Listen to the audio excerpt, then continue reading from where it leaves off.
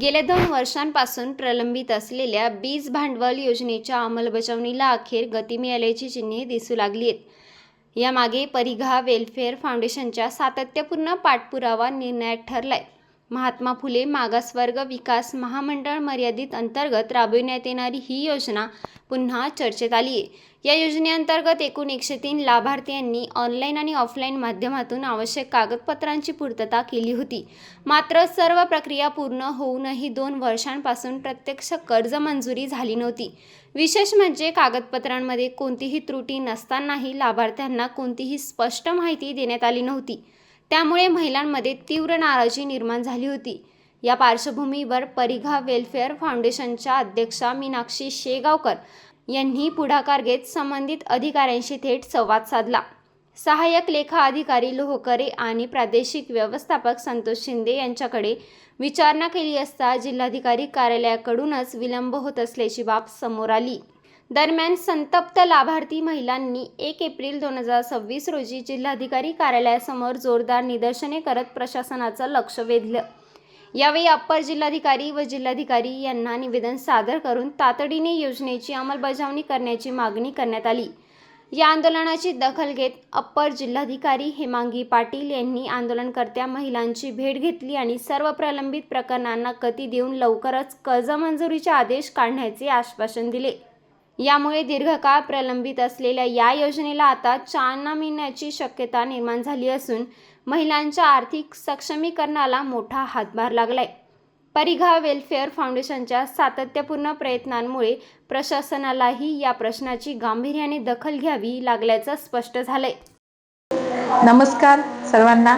मी Meenakshi Shegaonkar, परिघा welfare फाउंडेशनची संस्थापक अध्यक्ष.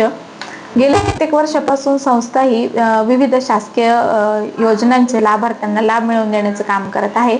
अशाच एक योजनेचे आपण लाभार्थ्यांचे आपल्या संस्थेमार्फतच फॉर्म भरलेले होते.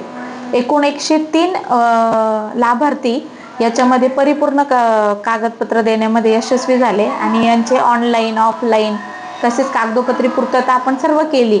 आणि गेले आता वर्ष झालं तरी पण यांना महामंडळाकडनं कुठलीच अशी सूचना आली नाही की यांचे कागदपत्र काही अपूर्ण राहिलेत किंवा काही त्रुटी राहिल्यात, असं कुठलीच यांना सूचना पण आली नव्हती. आणि मग वर्ष झाल्यानंतर हे सगळ्या ज्या लाभार्थी महिला आहेत सगळे भाजीपाला विक्रेते होते.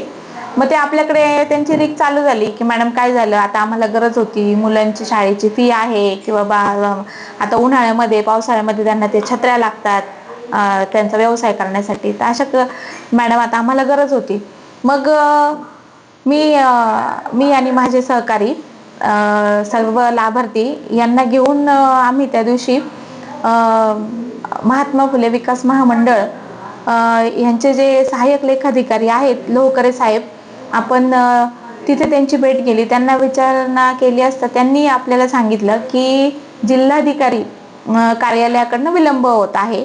आणि का विलंब होत आहे तर काही कागदपत्र जसं की कोटेशन आहे, लायसन्स आहे ते आहे आणि त्या महिलांचे आता मॅरिट सर्टिफिकेट पण लागत आहेत, अशा त्रुटी त्यांनी सांगितल्या.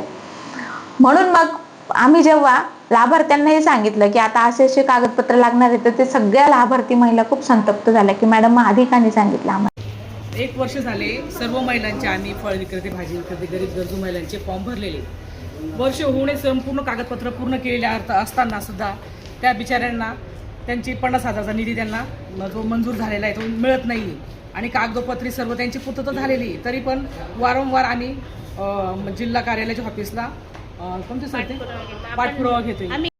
आमच्या नाशिक सह्याद्री न्यूज चॅनलला लाईक करा आणि सबस्क्राईब करायला विसरू नका.